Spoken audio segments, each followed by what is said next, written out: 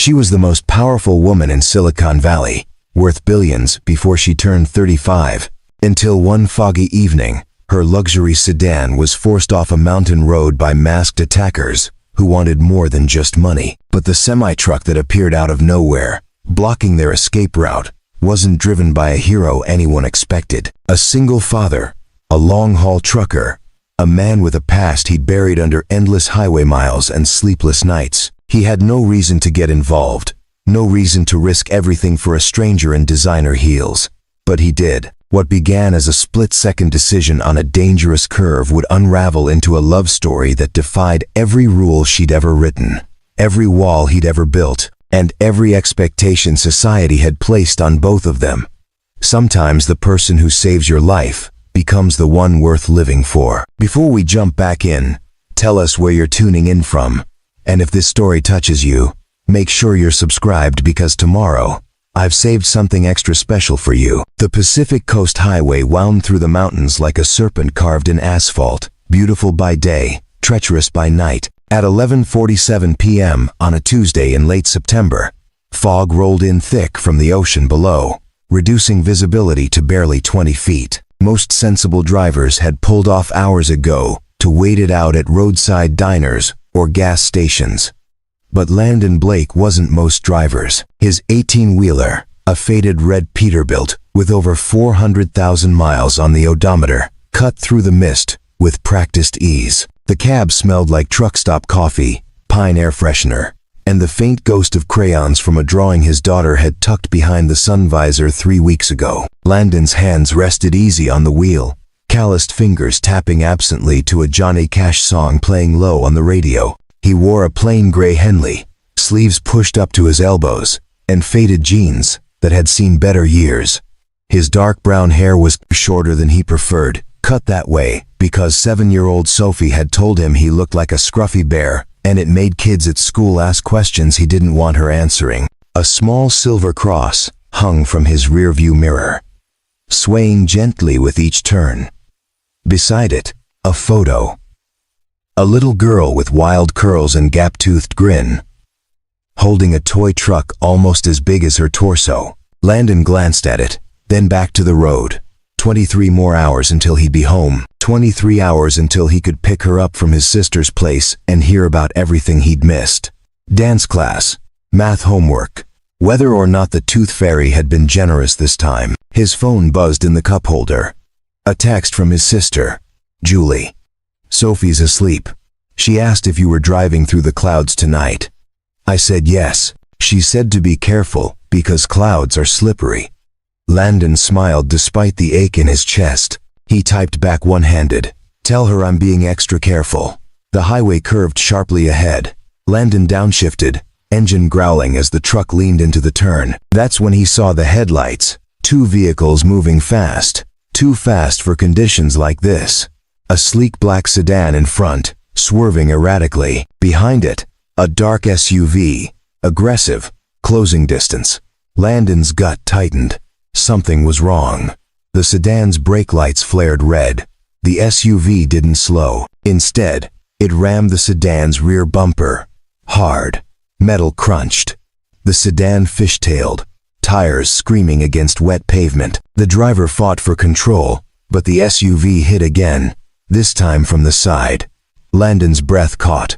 The sedan spun, skidding sideways toward the guardrail. Beyond that, guardrail was nothing but a 100-foot drop into jagged rocks and black ocean. The driver overcorrected. The car lurched left, clipped the rail, and then jerked violently back onto the road, barely staying upright. The SUV circled like a predator. Landon didn't think. He just moved. His foot hit the gas. The Peterbilt surged forward, diesel engine roaring. He angled the truck across both lanes, tires biting into asphalt. As he positioned the massive rig directly between the sedan and the SUV, he locked the brakes. The truck shuddered to a halt, a wall of red steel blocking the road entirely. The SUV's headlights glared through the fog. For 3 seconds, nothing moved. Then the SUV's engine revved. Landon could see 2 figures inside, faces obscured by shadows. They weren't backing down. They were calculating. Landon grabbed the aluminum baseball bat he kept wedged behind his seat. Not a weapon, just insurance. He'd never had to use it. But tonight felt different. He stepped out of the cab. The fog swallowed him immediately, cold and damp against his skin. He walked forward slowly, bat resting against his shoulder. Eyes locked on the SUV. "You've got about 10 seconds to turn around," Landon called out, voice steady, calm. "After that, I call Highway Patrol, and they'll want to know why you were running a civilian off the road." The SUV's passenger door opened. A man stepped out, tall, broad-shouldered, wearing a black jacket and dark jeans. His face was partially covered by a pulled-up collar. In his hand, something metallic glinted. "Walk away, trucker," the man said. "This doesn't concern you." Landon's grip tightened on the bat. "That person you just tried to kill? Yeah, it concerns me now." Behind him, the sedan's door creaked open. High heels clicked against wet pavement. A woman's voice, shaky but sharp, cut through the fog. "Please, I'll pay you whatever they're paying you, just let me go." The man from the SUV laughed, cold and humorless. "It's not about money, Miss Davis." Landon's eyes narrowed. Miss Davis. The name tugged at something in the back of his mind, but he didn't have time to place it. The man was moving forward, weapon rising. "Last chance," the man said. Landon didn't wait. He closed the distance in 3 long strides, swung the bat low, and connected with the man's wrist. The weapon clattered to the ground. The man staggered back, cursing. Landon kicked the weapon off the road. Into the darkness beyond the guardrail, the SUV's driver door flew open. Another man emerged, younger, faster. He lunged at Landon. They collided hard, grappling in the fog. Landon twisted, using the man's momentum against him, and shoved him into the side of the SUV. The man's head struck metal with a dull thud. He slumped. The first man was back on his feet, blood dripping from his hand. But his eyes had changed. He wasn't calculating anymore. He was retreating. "This isn't over," he spat, dragging his partner back into the SUV. The engine roared. Tires spun. The SUV reversed hard, swung around, and disappeared into the fog, leaving only the smell of burnt rubber and the echo of acceleration. Landon stood there, breathing hard, bat still in hand. His heart pounded against his ribs, adrenaline flooding his system. It had been years since he'd felt this, the sharp edge of survival. He hated it, but he was good at it. He turned. The woman stood beside her sedan, one hand braced against the hood, the other clutching her phone. She was younger than he'd expected, maybe mid-30s, with dark hair that fell in waves past her shoulders. Her white blouse was torn at the shoulder. Her black slacks were smudged with dirt, but her eyes, even in the dim light of his truck's headlights, were fierce, intelligent, calculating. "Are you hurt?" Landon asked, walking toward her slowly, bat lowered. She shook her head, but her hand trembled. "No, I don't think so." Her voice was hoarse. "Who are you?" "Just a guy driving through," Landon said. He glanced at her car. The back bumper was caved in, taillights shattered. "You need a tow, and probably the police." She nodded, still staring at him like she was trying to solve a puzzle. "You saved my life." Landon shrugged. "Anyone would have done the same." "No," she said quietly. "Eyes never." Leaving his. They wouldn't have. For a moment, neither of them spoke. The fog pressed in around them, thick and isolating. The only sound was the distant crash of waves far below and the low idle of Landon's truck. "I'm Mia," she said finally. "Mia Davis." And that's when it clicked. Mia Davis, CEO of Nexus Technologies. The woman who'd revolutionized cloud infrastructure and made Forbes cover 3 times in 2 years. The woman worth more money than Landon would see in 10 lifetimes. He nodded slowly. "Landon Blake." She held out her hand. He shook it, rough palm against soft skin, the contrast stark and oddly grounding. "Thank you, Landon Blake," she said. He released her hand and stepped back. "You should call someone you trust." Mia hesitated, then nodded.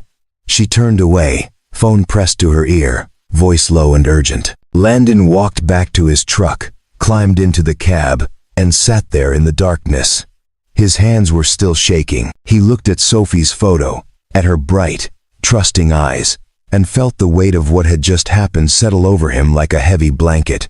He'd promised himself he'd stay invisible, keep his head down, stay out of trouble, for her, always for her. But tonight, someone had needed help, and walking away had never been in his nature. No matter how hard he tried. The highway patrol arrived 20 minutes later, lights cutting through the fog like blue and red ghosts. 2 officers stepped out, flashlights sweeping the scene. Mia stood beside her ruined sedan, arms crossed, posture rigid despite the tremor in her hands. Landon leaned against his truck's hood, silent, watching. The lead officer, a grizzled man in his 50s with a weathered face and skeptical eyes, approached Mia first. "Miss Davis, you called this in?" "Yes," Mia said, voice steadier now. "2 men in a black SUV forced me off the road. They tried to kill me." The officer's eyes flicked to Landon. "And you are?" "Landon Blake. I was driving through. Saw what was happening. Blocked the road so they couldn't follow her." The officer wrote something in his notepad. "You get a plate number?" "No," Landon said. Fog was too thick. "But I can describe the vehicle. Late model Chevy Tahoe. Black. Tinted windows. Aftermarket grille." Preparing and narrating this story took us a lot of time, so if you are enjoying it, subscribe to our channel. It means a lot to us.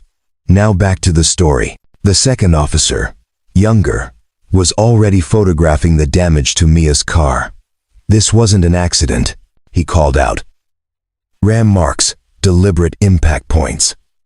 The lead officer turned back to Mia. "Do you know why someone would want to hurt you?" Mia's jaw tightened. "I have enemies. Business rivals. People who don't like the decisions I make." "Anyone specific?" She hesitated. "I'll need to speak with my security team." The officer didn't look satisfied, but he nodded. "We'll file a report. I'd suggest staying somewhere secure tonight. And if you think of anything else, call us immediately."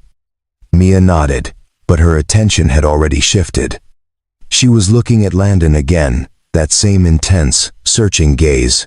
The officers finished their report and arranged for a tow truck. By the time everything was settled, it was nearly 1 in the morning. Mia stood beside the road. No car, no ride, just a designer handbag and a phone with 12 missed calls. Landon had stayed the whole time, leaning against his truck, arms crossed, waiting. He wasn't sure why. Maybe it was the look in her eyes. Maybe it was the fact that those men had known her name, which meant this wasn't random, which meant she was still in danger. "Do you have someone coming to get you?" Landon asked. Mia looked up, startled, as if she'd forgotten he was still there. "My assistant is sending a car. Should be here in 40 minutes. Landon nodded. "I'll wait. You don't have to do that. I know." She studied him for a long moment, then walked over, heels clicking softly against pavement. "Why did you help me?" Landon shrugged. "Because you needed it." "That's it?" "That's it." Mia's expression softened, just slightly. "Most people would have kept driving. I'm not most people." She smiled at that, a small, tired thing. "No. I don't think you are." They stood in silence, the fog beginning to thin, revealing glimpses of the ocean far below. The stars were starting to break through. "I have a daughter," Landon said suddenly, surprising himself. 7 years old. Sophie. "She's the reason I do this job. Long-haul trucking. It pays better than anything else I'm qualified for. Keeps a roof over her head, food on the table, dance lessons twice a week." Mia turned to him, fully attentive now. "Where's her mother?" "Gone," Landon said simply. 3 years now. She left one morning and never came back. Just a note on the counter and an empty closet. "I'm sorry." Landon shook his head. "Don't be. Sophie's better off. We're better off. It's just the 2 of us, and that's enough." Mia's expression shifted, something unreadable flickering across her face. You're a good father. I try. Headlights appeared in the distance, cutting through the thinning fog. A black town car, sleek and polished. It pulled up beside them, and a man in a suit stepped out, scanning the area with sharp, efficient eyes. "Miss Davis," he said, moving immediately to her side. "Are you hurt?" "I'm fine, Thomas," Mia said. "Thanks to him." She gestured to Landon. Thomas turned, sized Landon up in about 3 seconds, and extended his hand. "Thank you for protecting her." Landon shook it. "Just did what anyone should." Thomas opened the car door. Mia hesitated, one hand on the frame, then turned back to Landon. "I'd like to repay you for what you did tonight." "Not necessary." "Please," she said, and there was something vulnerable in her voice now, something beneath the CEO polish. "Let me at least cover the damage to your truck, or your time. Something." Landon glanced at his Peterbilt. There was a small dent in the front bumper where he'd locked up the brakes. "It's fine. Really." Mia reached into her bag and pulled out a business card, sleek black with silver lettering. "If you ever need anything at all, call me." Landon took the card, more to be polite than anything else. He slipped it into his pocket without looking at it. "Take care of yourself, Miss Davis," he said. "Mia." She corrected softly. "Just Mia." He nodded. "Mia." She held his gaze for one more moment, then slid into the car. The door closed. The town car pulled away, red taillights fading into the distance until there was nothing left but fog and silence. Landon stood there for a while, alone on the empty highway. Then he climbed back into his truck, checked Sophie's photo one more time, and pulled back onto the road. He had 22 hours left until home. 22 hours, until he could forget this night ever happened. But as the miles rolled by, he kept seeing her eyes, fierce and frightened and grateful all at once. He kept hearing her voice. "You saved my life." Landon turned up the radio, trying to drown out the thoughts, but they followed him anyway, all the way through the night, through the fog, through the long empty stretches of highway that suddenly felt less lonely than they had before. By sunrise, the story had broken. Not the full story. Not yet. But enough. Tech CEO's car forced off Pacific Coast Highway in apparent attack. Mia Davis unharmed. Authorities investigating. Every major news outlet from Bloomberg to CNN had picked it up. Mia's face was everywhere. Professional headshots interspersed with grainy footage from nearby traffic cameras showing her damaged sedan. But there was no mention of the truck driver. No mention of Landon Blake. Just a vague reference to a passing motorist who intervened. Mia sat in her corner office on the 42nd floor of the Nexus Technologies Tower in downtown San Francisco, staring at the headlines on her laptop screen. Her assistant, Claire, a sharp woman in her 30s with red-framed glasses and an ever-present tablet, stood nearby, rattling off the morning's crisis management plan. "PR wants to release a statement by noon. Security is upgrading your detail. The board has called an emergency meeting for 2 p.m. and your mother has called 6 times. Mia didn't respond. She was still seeing it, the SUV's headlights in her rearview mirror, the sickening crunch of metal, the guardrail rushing toward her. And then him, the truck driver with the calm voice and steady hands who'd stepped between her and death like it was the most natural thing in the world. "Miss Davis," Claire prompted gently. Mia blinked. "I need you to find someone for me." Claire raised an eyebrow. "Who?" "Landon Blake. He's a truck driver. Long haul. He was on Pacific Coast Highway last night. I need to know everything about him." Claire's fingers flew across her tablet. "Any other details?" "He saved my life," Mia said quietly. "And then he disappeared." Claire paused, looking up. "I'll have a full report by end of day." Mia nodded, but she couldn't shake the restlessness. She'd built an empire by being 3 steps ahead of everyone else, by controlling variables, by eliminating threats. But last night, she'd been powerless, vulnerable, and the only reason she was sitting here now was because of a stranger who wanted nothing in return. It didn't make sense. In her world, everyone wanted something. 300 miles north, Landon pulled his truck into a rest stop just outside of Pinecrest. A small logging town tucked into the mountains. He'd been driving for 9 straight hours, and his body was screaming for rest. He parked in the truck lot, killed the engine, and sat there for a moment, eyes closed, breathing slowly. His phone buzzed. Julie. Sophie wants to FaceTime. Are you somewhere safe to pull over? Landon smiled despite his exhaustion. He opened the app. Sophie's face filled the screen, all wild curls and missing front tooth and pure, unfiltered joy. Daddy, you're in the clouds. Landon glanced out the window at the fog rolling through the pines. Yeah, sweetheart, I'm in the clouds. Did you see any dragons? Not yet. But I'll keep looking. Sophie giggled. Then her expression turned serious. Aunt Julie says you'll be home tomorrow. That's right. Will you make pancakes? And I'll make a whole stack. With chocolate chips. Is there any other kind? Sophie beamed. Behind her, Julie appeared, smiling. All right, Munchkin. Let your dad get some rest. He's been driving all night. Sophie blew a kiss at the screen. Landon caught it, pressed it to his chest, dramatically. Sophie laughed again, and then the call ended. Landon sat there, staring at the blank screen. This was his world. This was what mattered. Sophie's laugh. Julie's support. The promise of pancakes, and normal, quiet mornings. Not midnight rescues on foggy highways.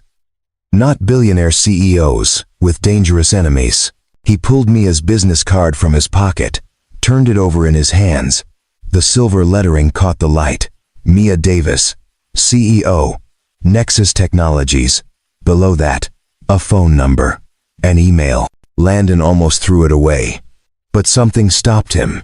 Maybe it was the way she'd looked at him. Maybe it was the quiet desperation in her voice when she'd said, "Thank you." He tucked the card back into his pocket and climbed out of the cab.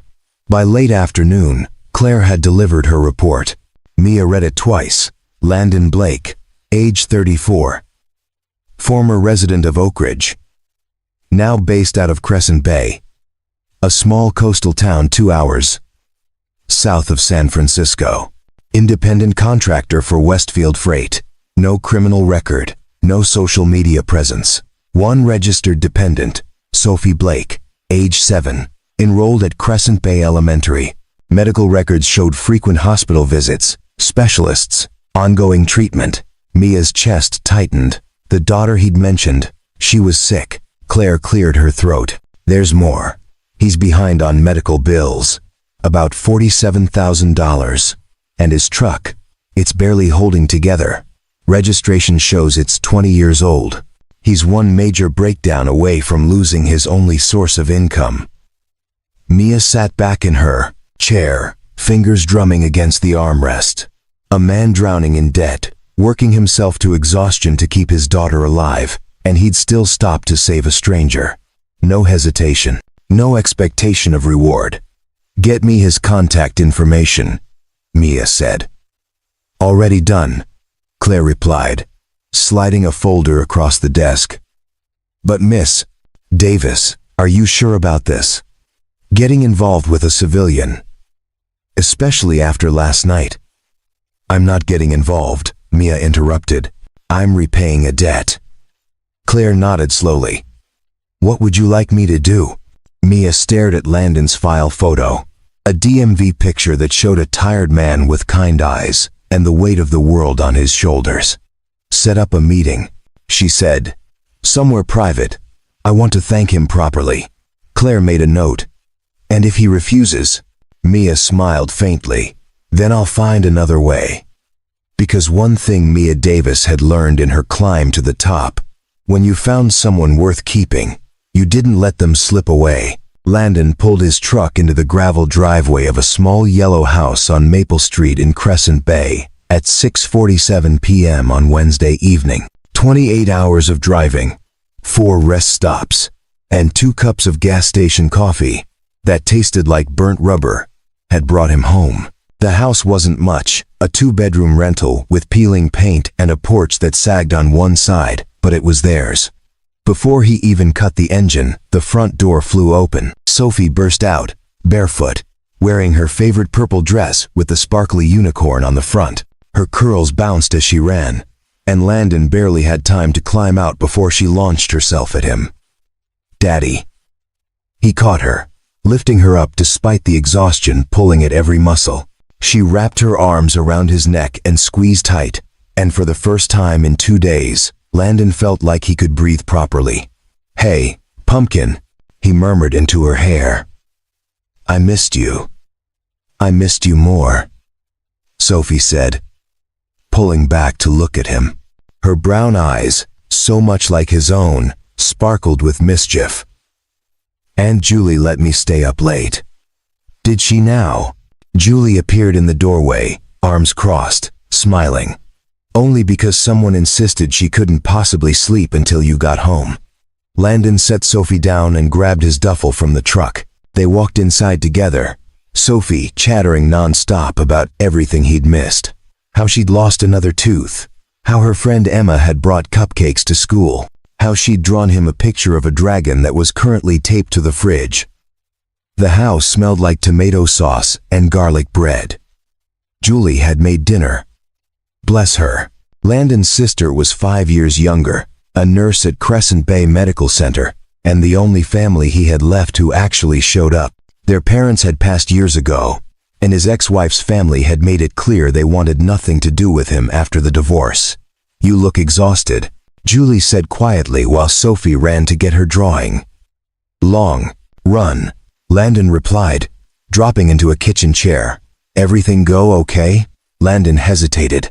The image of Mia's car spinning toward the guardrail flashed through his mind. "Yeah, fine." Julie gave him a look that said she didn't believe him, but she didn't push. "Sophie has a checkup tomorrow. Dr. Patel's office, 2 p.m. Landon's stomach tightened. "How's she been?" "Good. Energetic. No fever. She's been taking her medication without fussing." That was something, at least. Sophie had been diagnosed with a rare autoimmune disorder 2 years ago, something with a name Landon could barely pronounce. It attacked her joints, caused inflammation, fatigue, and if left untreated, could lead to permanent damage. The medication kept it manageable, but it was expensive. Brutally expensive, even with insurance, which barely covered half. They were drowning. Sophie returned with the drawing, a magnificent dragon-breathing rainbow fire. "See, I made it purple, because that's your favorite." "It's beautiful," Landon said. And meant it. "We'll hang it right next to the others." They ate dinner together, Sophie wedged between Landon and Julie, talking non-stop. After, Landon helped Sophie with her bath, carefully checking her joints like Dr. Patel had taught him. No swelling. No heat. She winced once when he rotated her left wrist, but recovered quickly. "Does it hurt?" Landon asked gently. "Only a little," Sophie said. "Like a tiny pinch." Landon made a mental note to mention it at tomorrow's appointment. Every little thing mattered. By 8:30, Sophie was in bed, her room an explosion of stuffed animals and fairy lights. Landon sat on the edge of her mattress, reading from a book about a girl who befriended a dragon. Sophie's eyes grew heavy halfway through the 3rd chapter. "Daddy?" she murmured sleepily. "You're the best dragon slayer in the world." Landon smiled, throat tight. "I'm just a truck driver, sweetheart." "No," Sophie said firmly. Already half asleep. "You're a hero. You save people." Landon kissed her forehead and turned off the light. He stood in the doorway for a long moment, watching her breathe, grateful for every single day. In the kitchen, Julie was washing dishes. Landon grabbed a towel and started drying. "How bad is it?" Julie asked quietly. Landon didn't pretend not to understand. "I'm 3 months behind on the medical bills. The hospital's been patient, but they're starting to send notices. Red ink. Final warnings." "How much?" 47,000. Give or take. Julie's hands stilled in the soapy water. "Landon, that's..." "I know. You can't keep doing this alone. Let me help. I can cover some of it." "You're already helping," Landon said firmly. "You watch Sophie when I'm on the road. You make sure she takes her meds. You cook dinner and keep her laughing. That's more than enough. But, Julie, please. His voice cracked slightly. I need to be able to provide for my daughter. That's the one thing I can do. If I can't even manage that, then what am I? Julie turned to him, eyes shining. You're her father, and you're doing everything humanly possible. That's enough. Landon wanted to believe her, but when he lay in bed that night, staring at the ceiling, all he could think about was the stack of bills on his kitchen counter, the notice from the bank about his truck payment being overdue, the fact that Sophie's medication alone cost $800 a month, and insurance would only cover half starting next quarter. He thought about Mia Davis, about her business card tucked in his jacket pocket, about the way she'd looked at him and said, "If you ever need anything." But asking for help, accepting charity from a stranger, felt wrong. He'd gotten this far on his own. He could keep going. He had to. The next morning, Landon made pancakes, chocolate chip, as promised. Sophie ate 3 and declared them the best in the universe. They spent the morning at the park, Sophie on the swings, Landon pushing her higher and higher while she shrieked with delight. At 2 p.m., they sat in Dr. Patel's waiting room. Sophie colored in a princess book while Landon filled out insurance forms he knew would be rejected. When Dr. Patel called them back, she smiled warmly. "Sophie, how's my favorite patient?" "Good," Sophie chirped. "I lost another tooth." Dr. Patel examined her thoroughly, checking joints, reflexes, running through a checklist Landon had memorized by now. Finally, she sat back. "Everything looks stable," she said. "The medication is working, but I want to increase her dosage slightly. She's growing, and we need to stay ahead of the inflammation." Landon nodded. "How much will that cost?" "Doctor," Patel's expression softened. "The pharmacy can give you an exact quote, but Landon, I need to talk to you about something else." Sophie was distracted, playing with the stethoscope. "Doctor," Patel lowered her voice. "I know you're struggling with the bills. The hospital administrator mentioned it. There are programs, assistance funds for families in situations like yours." "I don't need charity," Landon said quietly. "It's not charity. It's designed for people who work hard but can't afford the cost of treatment. Please, just consider it." Landon didn't respond. He helped Sophie off the exam table, thanked Dr. Patel, and walked out. At the pharmacy counter, the technician rang up the new prescription. "That'll be $1,200. Landon's heart sank. "I thought it was 800. "That was the old dosage. This one's higher concentration." Landon pulled out his credit card, already maxed out, and prayed it would go through. It did. Barely. Walking back to the truck, Sophie held his hand, skipping happily. She had no idea, no concept of what it cost to keep her healthy, and Landon would keep it that way for as long as he possibly could. That night, after Sophie was asleep, Landon sat at the kitchen table with a calculator and a pile of bills. No matter how he ran the numbers, they didn't add up. He was 2 weeks from losing the house, 1 breakdown from losing his truck, 1 medical emergency from losing everything. His phone buzzed. Unknown number. He almost didn't answer, but something made him pick up. "Mr. Blake." A woman's voice, professional, polite, speaking. "My name is Claire. I'm calling on behalf of Mia Davis. She'd like to meet with you, to properly thank you for what you did." Landon closed his eyes. "That's not necessary," she insists. "Tomorrow, noon, at the Harbor Cafe in Crescent Bay. Just coffee. 30 minutes of your time." "I don't need thanks, Mr. Blake," Claire said gently. "Please." It would mean a lot to her. Landon looked at the bills spread across his table, at the eviction notice tucked beneath the calculator, at Sophie's medication bottle with its impossible price tag. "Okay," he said finally. "Tomorrow, noon. Thank you, Mr. Blake." The line went dead.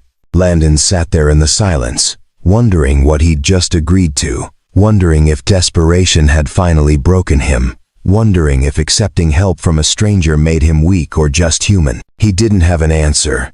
But tomorrow, he'd find out. The Harbor Cafe sat at the edge of Crescent Bay's small marina, a weathered building with blue shutters and checkered tablecloths that smelled perpetually of coffee and cinnamon rolls. It was the kind of place where fishermen grabbed breakfast before dawn and locals gathered to gossip over pie. Landon had been coming here since he'd moved to town 3 years ago. He arrived at 11:55 a.m., wearing his cleanest pair of jeans and a button-up shirt Julie had ironed for him after he'd admitted where he was going. She'd raised an eyebrow, but said nothing, just handed him the shirt and told him to be himself. Landon ordered black coffee and sat in a corner booth, back to the wall, facing the door. Old habits. At exactly noon, a Blacktown car pulled up outside, the same one from that night. Mia stepped out, and Landon realized he'd forgotten how striking she was. Today she wore dark jeans, a cream-colored sweater, and minimal jewelry. Her hair was pulled back in a simple ponytail. She looked younger, less guarded. She spotted him immediately and walked over. No entourage, no security visible, though Landon suspected they were nearby. "Landon," she said, sliding into the seat across from him. "Thank you for coming." "Miss Davis." "Mia," she corrected gently. "Please." The waitress appeared, an older woman named Donna, who'd served Landon countless times. She looked at Mia with curiosity but said nothing. "What can I get you, hon?" "Coffee, please, black." Donna nodded and disappeared. An awkward silence settled between them. Landon sipped his coffee. Mia folded her hands on the table. "I'm not good at this," she admitted finally. "Asking for things, being vulnerable. I've spent my entire career building walls." "Then why am I here?" Landon asked, not unkindly. Mia met his eyes. "Because you saved my life. And I can't stop thinking about the fact that I know nothing about you, except that you're a truck driver with a daughter named Sophie, and you walked away from me without asking for a single thing in return." Landon shifted uncomfortably. "I did what anyone should do. But most people don't," Mia said. "Most people drive past. Most people convince themselves it's not their problem. But you didn't. You put yourself in danger for a complete stranger. You were in trouble. And now, I'd like to return the favor." Landon's jaw tightened. "I don't need $47,000, Mia said quietly. "That's how much you owe in medical bills. For Sophie's treatment." Landon froze. "How do you know that?" "I had someone look into you." "I'm sorry. I know it's an invasion of privacy, but I needed to understand who you are." Landon stood abruptly. This was a mistake. "Wait," Mia said, her voice urgent. "Please, just hear me out." He paused, hand on the back of the booth. Every instinct told him to walk away, but something in her expression, the raw sincerity, made him sit back down. "I'm not offering charity," Mia said carefully. "I'm offering a job." Landon frowned. "A job? I need someone I can trust. Someone who isn't part of my world, who doesn't have ulterior motives. Someone who proved they'd protect me without expecting anything in return." "You want to hire me as what? A bodyguard?" "No, security consultant. You'd work with my team, help identify vulnerabilities, accompany me to certain events. The pay is $200,000 a year plus full benefits, including medical coverage for you and Sophie." Landon stared at her. "That's insane. That's market rate for someone with your instincts. I'm a truck driver. You're more than that," Mia said firmly. "I saw how you moved that night, how you assessed the situation, how you stayed calm. You have training." Landon didn't confirm or deny it. "Why me?" "Because I've been surrounded by professionals my entire life. People who smile and nod and tell me what I want to hear. And in 2 minutes on a foggy highway, you did more to protect me than my entire security team has in 2 years." Donna returned with Mia's coffee. The silence stretched while she poured and walked away. "I can't just quit my job," Landon said finally. "I have obligations. Sophie needs stability. Sophie needs her father healthy and present." Mia countered. "Not killing himself driving 18-hour shifts. When was the last time you slept a full 8 hours? Landon didn't answer. This would give you regular hours, Mia continued. Weekends off, time with your daughter, and medical coverage that would actually cover her treatment. It was everything Landon needed. Everything he'd been desperately trying to provide, but accepting it felt like giving up, like admitting he couldn't make it on his own. I need time to think, he said. Mia nodded. Take all the time you need. But Landon, those men who attacked me, they're still out there, and I don't trust my current security team to stop them. Why not? Her expression darkened. Because I think someone on the inside helped set up that attack. Landon leaned back, processing. You think you have a mole? I know I do. I just don't know who. She pulled out her phone, showed him a photo. This was delivered to my office yesterday. It was a picture of her, leaving a restaurant, date and time stamped from 3 nights ago. Across the photo, red text. We're watching. Landon's blood went cold. Have you shown this to the police? They're investigating. But investigation takes time. And I don't have time. She put the phone away. I need someone I can trust. Someone who has no connection to my company, no reason to betray me. Someone who's already proven they'll stand between me and danger. Landon rubbed his face, exhausted. If I say yes, this is temporary, just until you figure out who's behind this. Agreed. And I need to make sure Sophie's taken care of. She can't know what I'm really doing. She's been through enough. We can arrange cover. You'll be listed as a logistics consultant. It's vague enough to be believable. Landon looked at her. Really looked at her. Beneath the confidence and composure, he saw fear. Real, human fear. She was trying to control a situation spiraling out of control, and she was running out of options. Why don't you just hire more professionals? Landon asked. People with actual credentials? Because credentials can be faked. Loyalty can be bought. But that night on the highway, you had nothing to gain and everything to lose. And you still helped me. She paused. That's the kind of person I need. Landon thought about Sophie, about the medication she needed, about the house they were about to lose, about the fact that one more emergency would destroy everything he'd built. I'll do it, he said finally, but on one condition. Name it. Sophie comes first. Always. If she needs me, I walk away from whatever I'm doing. No questions. Mia extended her hand. Deal. They shook on it. Her grip was firm, professional. But there was something else there too, a spark of relief, of genuine gratitude. When do I start? Landon asked. Tonight. I have a board dinner at the Grandstone Hotel. High profile. Exactly the kind of event they might try something at.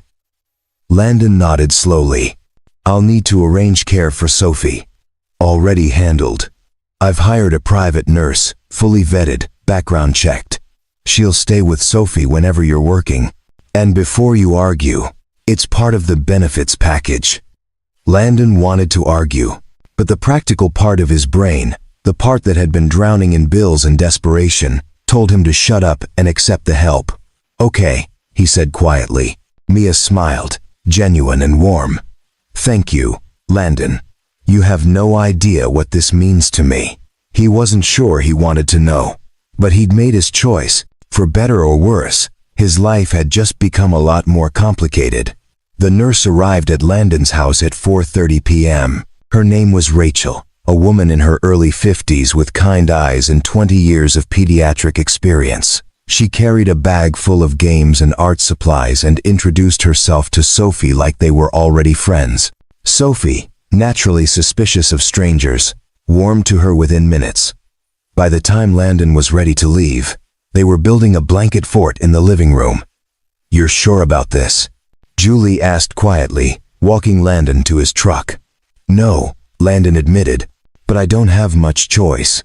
You always have a choice, not when the alternative is losing everything. Julie grabbed his arm. Just be careful. Billionaire CEOs with enemies don't exactly scream safe job. I know what I'm doing. Do you? Landon didn't answer. He climbed into his truck and drove to the address Mia had texted him. A luxury apartment building downtown, all glass and steel and doormen in suits. He felt completely out of place. The doorman checked his ID, made a call, and waved him through. Landon took the elevator to the penthouse, stepping out into a hallway that probably cost more than his entire house. Mia answered the door herself. She wore a black evening gown, elegant and understated. Her hair was styled, makeup perfect. She looked every inch. The powerful CEO. "Come in," she said. "We need to go over a few things before tonight." The apartment was massive. Floor-to-ceiling windows overlooking the city. Minimalist furniture, expensive art, everything carefully curated. It was beautiful and cold and nothing like a home.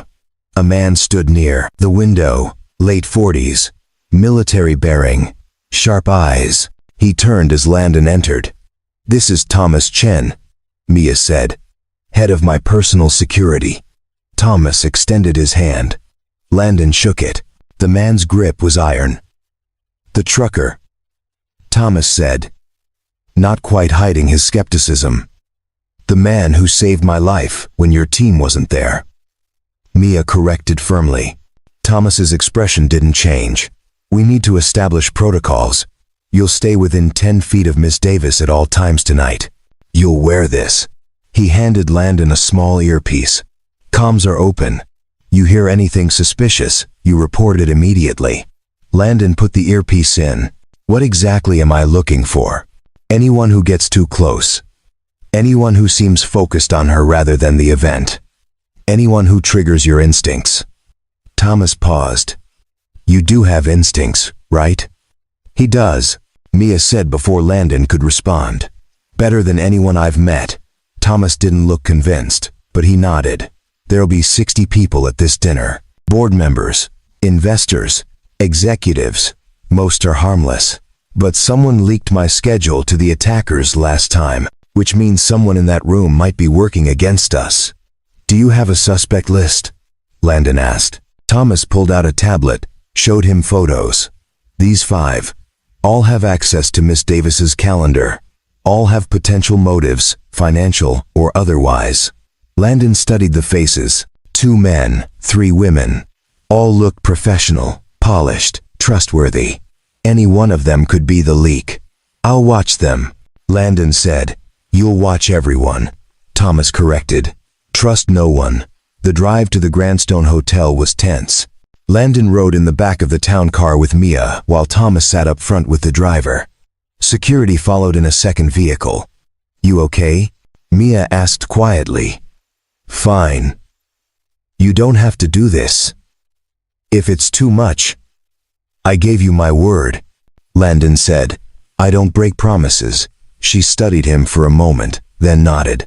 "Thank you." The hotel was exactly what Landon expected. Marble floors, crystal chandeliers, people in clothes that cost more than his monthly rent. They walked through the lobby, Mia's hand resting lightly on his arm. More for appearances than support.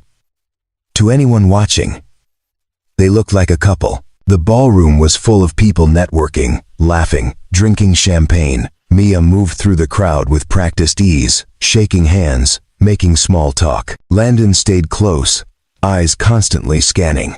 He spotted 3 of the suspects immediately. A woman in red near the bar, watching Mia too intently. A man by the window, checking his phone every 30 seconds. Another woman deep in conversation with a board member. But her attention kept drifting. "Thomas," Landon said quietly into his earpiece. "Woman in red. 11 o'clock. She hasn't taken her eyes off Mia since we walked in." Noted. "That's Victoria Ross, VP of Operations. She's been with the company 8 years. Long enough to build trust, long enough to betray it." Thomas didn't respond, but Landon saw him signal to another security officer. The dinner was excruciating. Landon sat beside Mia at the head table, forcing down expensive food he couldn't taste while listening to speeches about quarterly earnings and market expansion. But he never stopped watching, never stopped assessing. Halfway through dessert, Mia's phone buzzed. She glanced at it, and Landon saw her face go pale. "What is it?" he asked quietly. She showed him the screen, another photo. This one of Sophie, playing at the park. That morning, Landon's blood turned to ice. They know about her. Mia's hand found his under the table, squeezed. "We'll protect her. I promise." But Landon was already standing, already moving. "We're leaving. Now." "Landon, they threatened my daughter. We're done here." Thomas appeared at his elbow. "What's happening?" Landon showed him the phone. Thomas's expression hardened. "Get her to the car. I'll secure the exits." They moved fast. Landon's hand on Mia's back, guiding her through the crowd. People stared. Whispers followed. But Landon didn't care. The only thing that mattered was getting to Sophie. In the car, Mia made calls while Landon dialed Rachel. "Everything okay there?" he asked, trying to keep his voice steady. "Perfect," Rachel said cheerfully. "Sophie's teaching me her favorite card game. We're having a blast." "Lock the doors. Don't open them for anyone except me or Julie. Understand?" Rachel's tone changed, professional now. "Understood. Is there a threat?" "Just a precaution." He hung up. Mia was still on the phone, her voice sharp and commanding. "I want security at his address immediately. Full detail. No one gets within 100 feet of that house." She ended the call, turned to Landon. "I'm sorry. I never should have put you in this position." "You didn't," Landon said. "I chose this, but if they touch my daughter, they won't. I swear to you, they won't." The car pulled up to Landon's house 20 minutes later. Security vehicles were already there, discreet but present. Landon burst through the front door.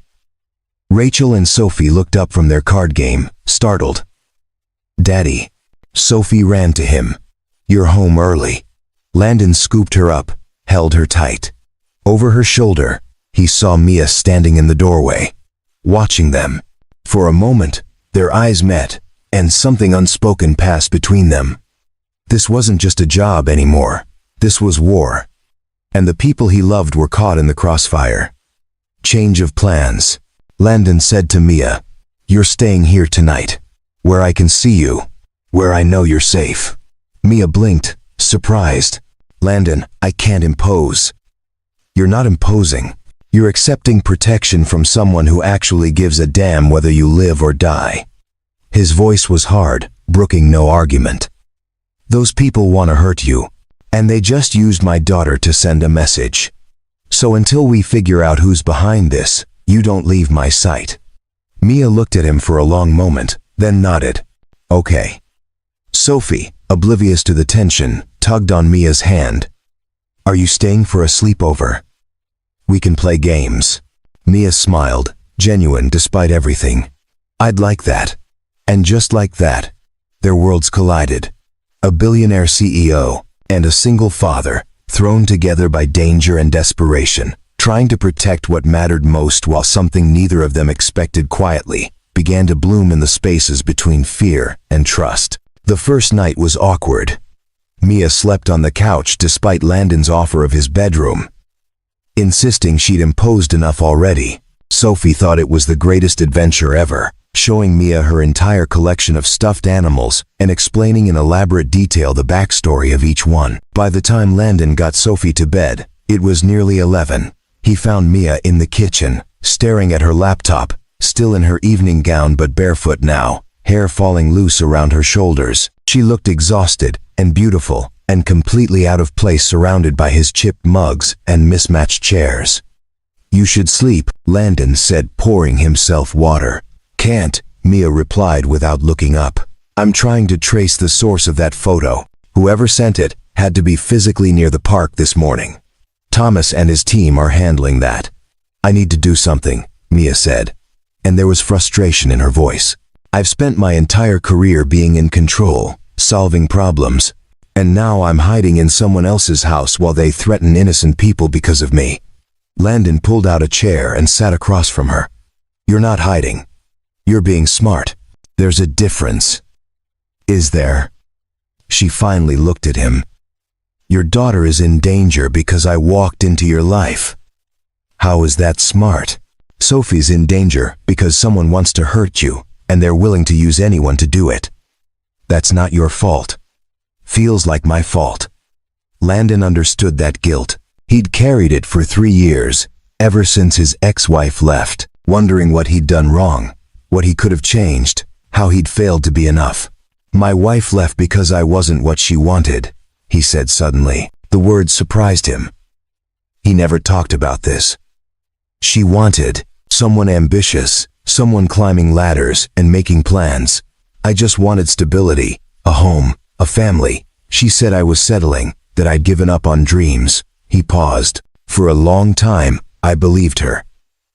Mia closed her laptop. What changed? Sophie got sick. And suddenly, all those big dreams didn't matter. The only thing that mattered was making sure she woke up every morning, that she smiled, that she felt loved.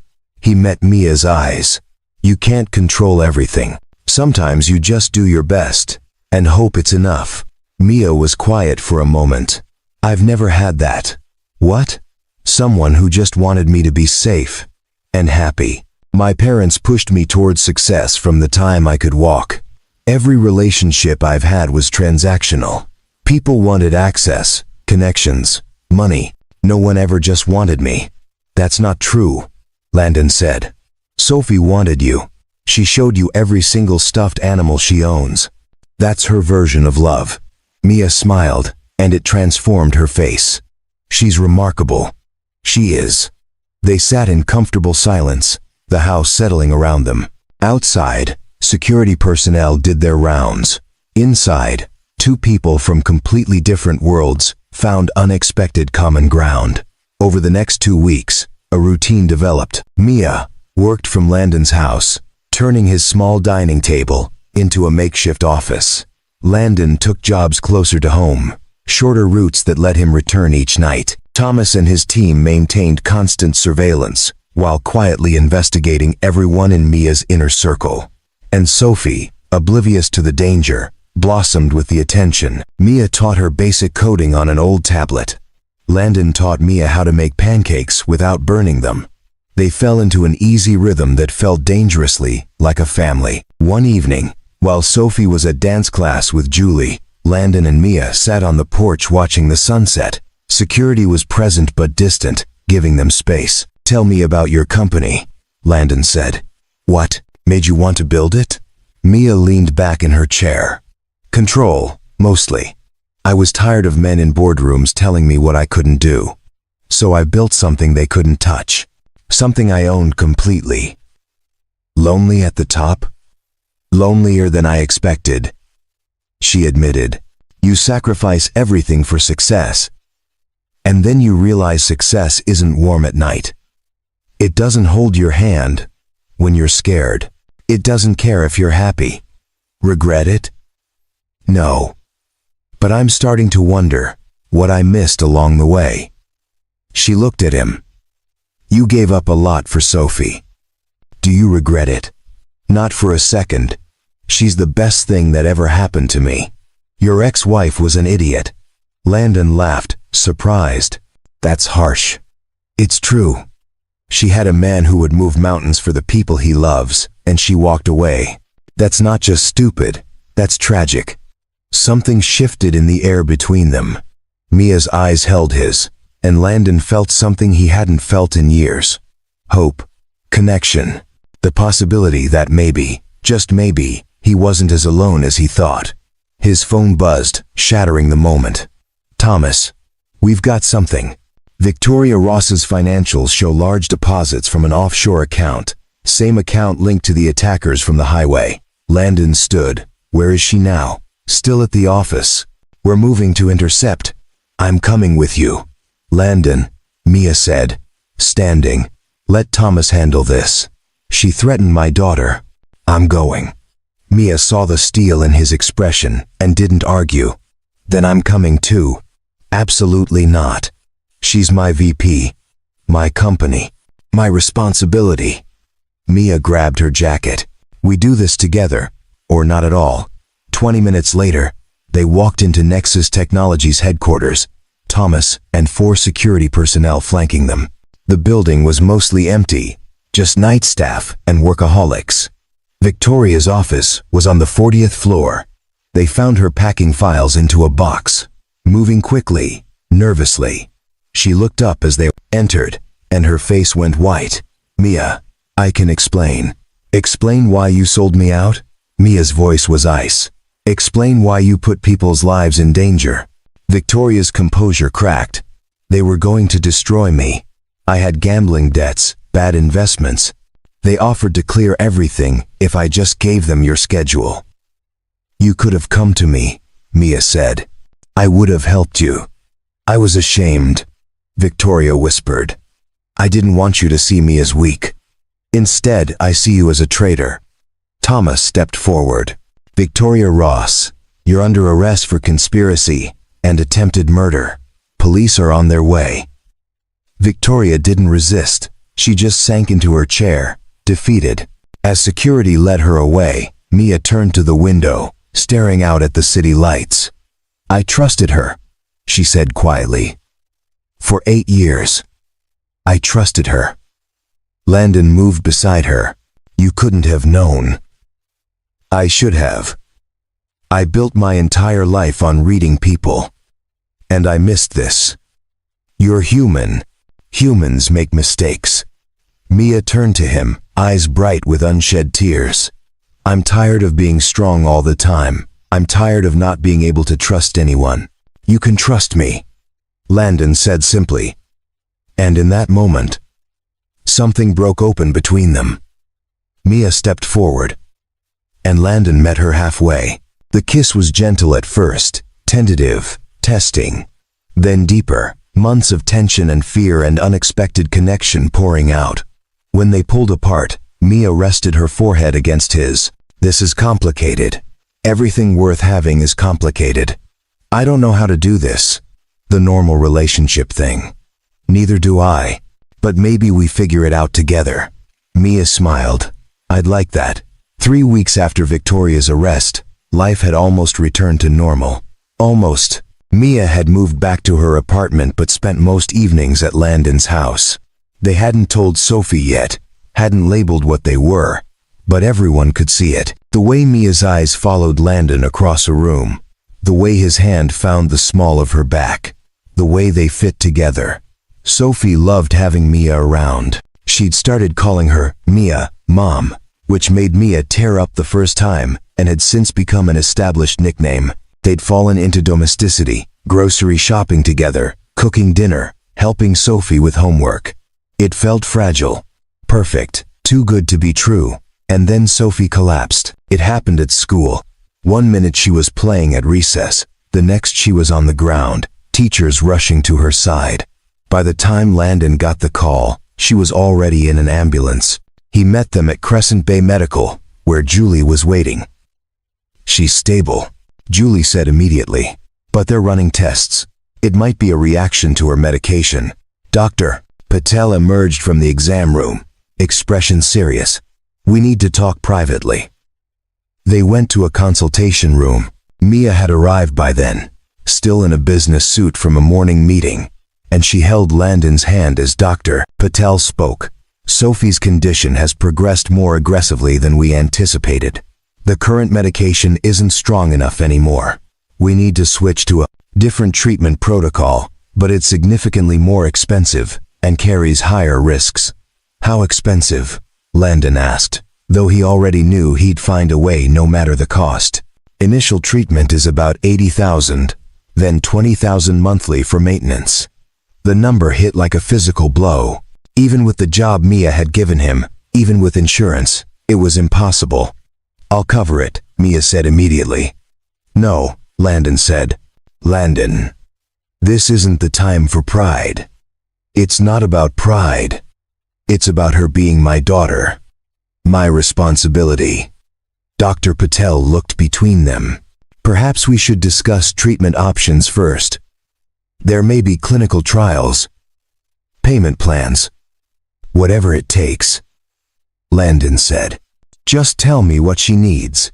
Over the next 3 days, Sophie stayed in the hospital while doctors ran tests and adjusted medications. Landon never left her side. Mia brought him food he didn't eat, coffee he barely touched. Julie handled logistics, coordinating with doctors and insurance companies. On the third night, after Sophie finally fell asleep, Landon sat in the chair beside her bed and broke. All the fear he'd been holding, all the exhaustion and worry and desperate hope, came pouring out. He pressed his hands to his face and shook silently, trying not to wake her. Mia found him like that.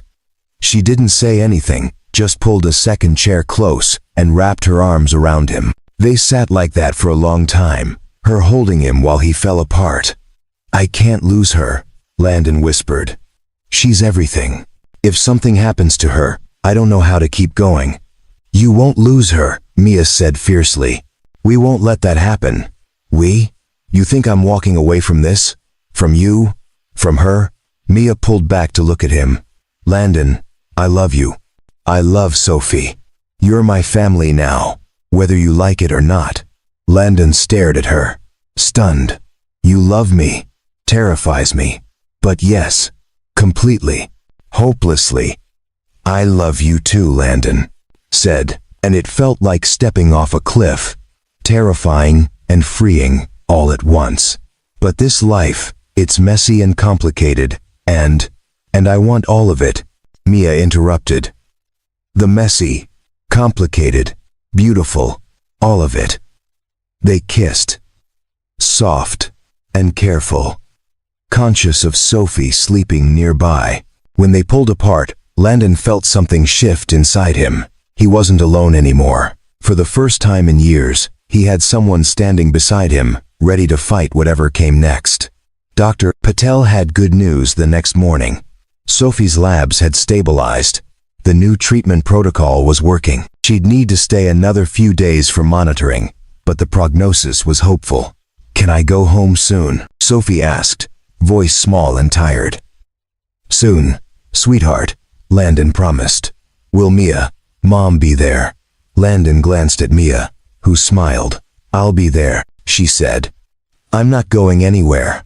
Sophie beamed despite her exhaustion. Good. Because we still need to finish our fort. Recovery was slow. Sophie came home tired easily, needed frequent rest. But gradually, color returned to her cheeks. Energy returned to her step. The medication was working. And for the first time in months, Landon allowed himself to believe they might actually be okay.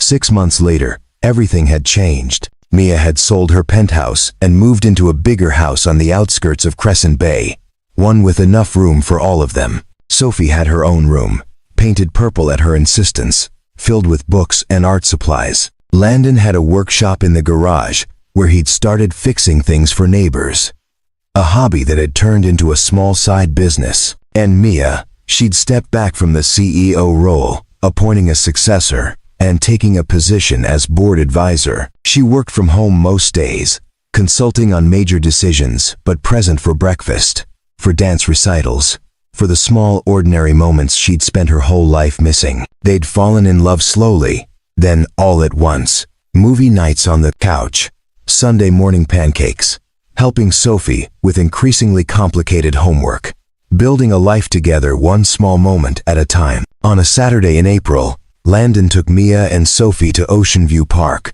a sprawling green space overlooking the bay. They'd packed a picnic, and Sophie ran ahead, chasing butterflies and climbing trees. She's happy, Mia observed, watching her. She is, Landon agreed. Thanks to you. Thanks to us, Mia corrected. She turned to him. Can I ask you something? I know we've only been together 6 months. I know it's fast, but I also know I've never been more certain of anything in my life. She took his hand. Landon Blake, will you marry me? Landon blinked, shocked. You're proposing? I'm a CEO. I'm used to going after what I want. And I want you. Forever. If you'll have me. Landon pulled her close, kissed her deeply. Yes. Absolutely yes. Sophie's shriek of joy made them break apart. She was running toward them, having apparently overheard everything. You're getting married? Really? Really? Mia confirmed, laughing as Sophie crashed into them both. They held each other, the three of them, while the sun set over the bay and the world continued on around them. A single father who'd thought love was behind him. A billionaire who'd thought success was enough. A little girl who'd brought them together. A family built not from perfection, but from showing up, staying present, choosing each other, every single day. The wedding was small, intimate, held in Julie's backyard with 20 of their closest friends and family. Sophie was the flower girl, wearing a purple dress she'd picked out herself. Julie officiated, having gotten ordained online specifically for this occasion. Mia wore a simple white dress. No designer label, just beautiful. Landon wore a suit Julie had helped him pick out, the first new suit he'd owned in years. They exchanged vows they'd written themselves. I promise to love you, even when you burn the pancakes, Landon said, and everyone laughed. I promise to stand beside you, not behind or ahead, but beside. I promise to choose us, every day, even when it's hard. I promise to be present, Mia said, voice thick with emotion. To value what matters. To remember that success is measured not in dollars but in moments like this. I promise to love Sophie as my own. And I promise to love you with everything I have. They exchanged rings, simple silver bands engraved with the date they met. When Julie pronounced them married, the kiss was sweet and certain and full of promise. At the reception, Sophie insisted on making a speech. Standing on a chair, she looked at Landon and Mia with pure love. My daddy is the bravest person I know. And Mia, Mom is the smartest. Together they're like superheroes. And I'm so happy we're a real family now. There wasn't a dry eye in the house. 2 years later, Landon stood in front of a small storefront on Harborview Street. Keys in hand. The sign above the door read, Blake's Repair and Trust, hand, painted by Sophie, now 9 and thriving. The shop was modest, just a workspace and a counter, but it was his. The concept was simple. Fix what's broken. Charge what people can afford. Build trust one repair at a time. Word had spread quickly through Crescent Bay. Soon people were bringing him everything from broken toasters to complicated electrical problems. He never turned anyone away. Mia had funded the startup costs, but the business was his. She ran a small consulting firm from home now, advising startups and nonprofits, using her expertise to help others build something meaningful. She was happy, genuinely happy, in a way she'd never been running Nexus. Sophie was healthy, thriving on her medication with minimal side effects. She'd started a blog about living with an autoimmune disorder, raising awareness, and helping other young people going through similar struggles. Mia had taught her how to code, and Sophie had built the website herself. One Tuesday afternoon, an elderly man came into the shop carrying a broken radio. Can you fix this? He asked. My wife gave it to me 50 years ago. I'd like to hear it play again. Landon took it carefully. I'll do my best. He worked on it for 2 hours. Sophie doing homework at the counter while Mia handled emails at a small desk in the corner. They'd turned the shop into a family space, everyone contributing in their own way. When the radio finally crackled to life, playing big band music from the 40s, the elderly man's eyes filled with tears. How much do I owe you? Whatever you think is fair, Landon said. The man pulled out $20.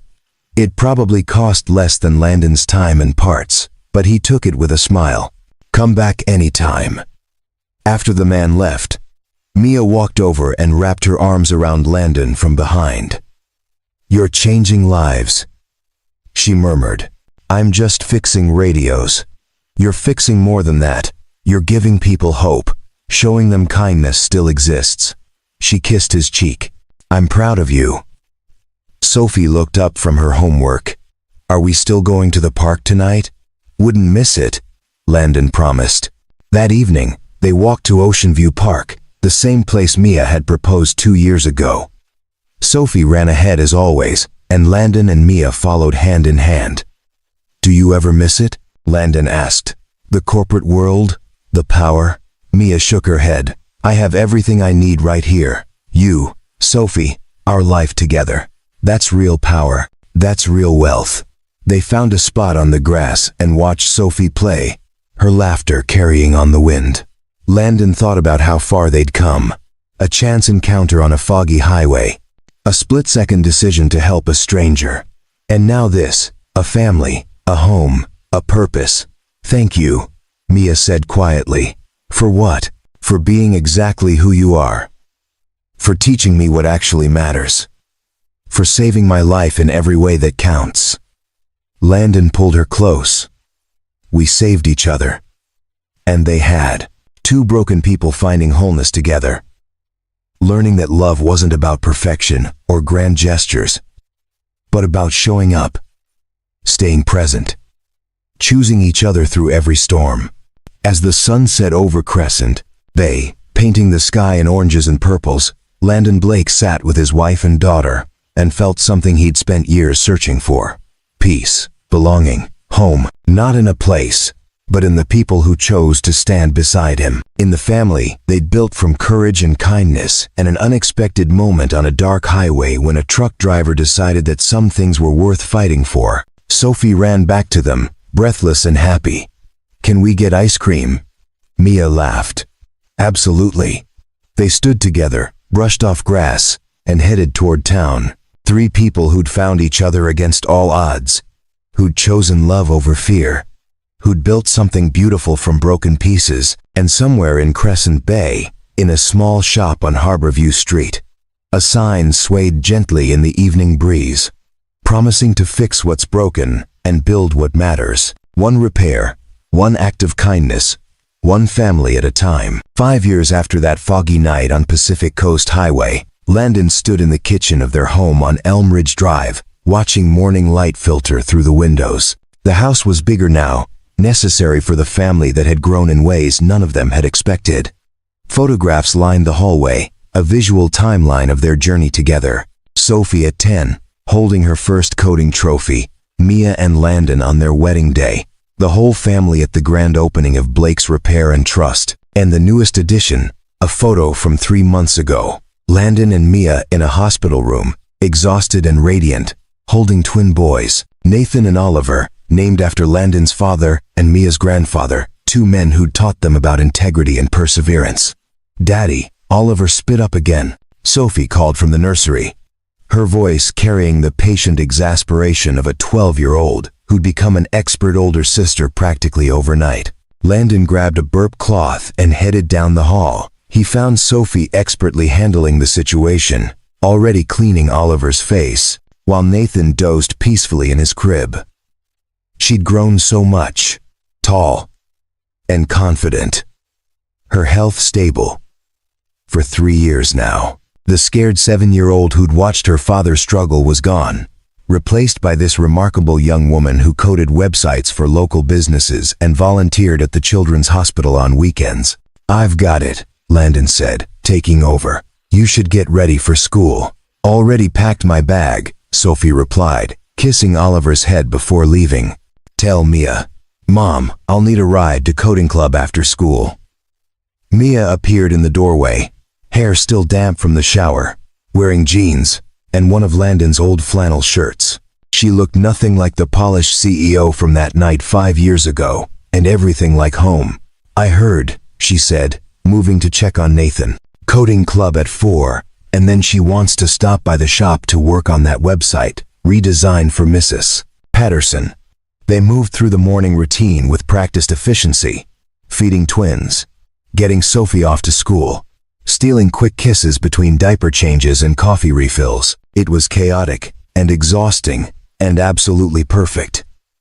Later that morning, after the twins were down for their nap, Mia and Landon sat on the back porch, coffee cups warming their hands. The bay stretched out before them, peaceful and endless.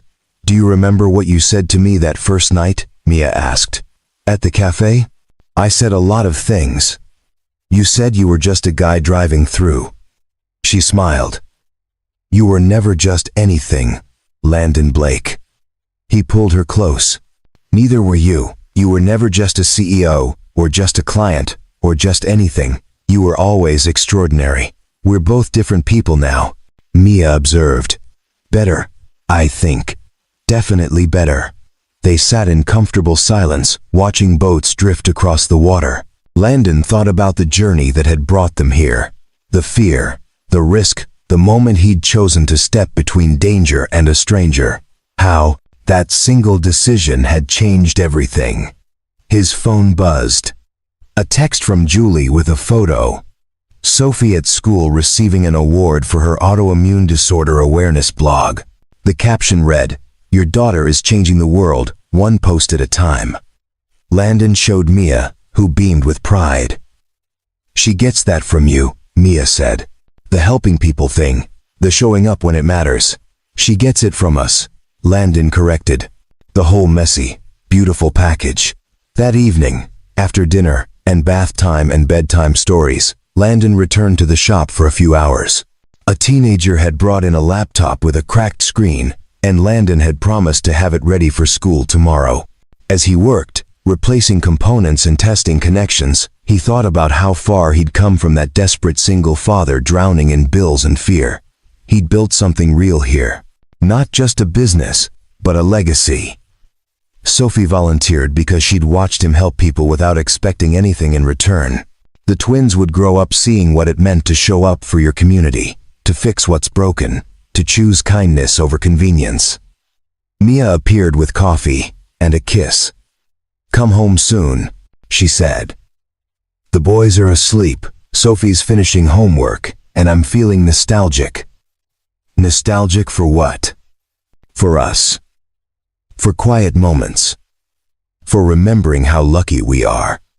Landon finished the repair, locked up the shop, and walked home through the quiet streets of Crescent Bay. Lights glowed in windows, families settling in for the night, lives unfolding in 1,000 different ways.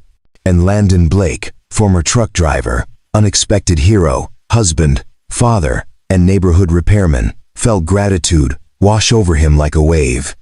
For the foggy night that changed everything. For the woman who taught him that accepting help wasn't weakness. For the family they'd built together, piece by piece, choice by choice, day by ordinary, extraordinary day. Some people spend their whole lives searching for purpose. Landon had found his on a dark highway when he'd decided that some things, some people, were worth fighting for. And every single day since, he'd made that same choice, to show up, to stay present, to love fiercely, and without reservation. That was the real story. Not the dramatic rescue or the whirlwind romance, but the quiet decision to keep choosing each other, keep building together, keep believing that broken things could be made whole again. One repair at a time, one moment at a time, one family at a time. Up next, you've got 2 more standout stories right on your screen.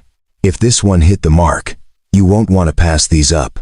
Just click and check them out. And don't forget to subscribe and turn on the notification bell so you don't miss any upload from us.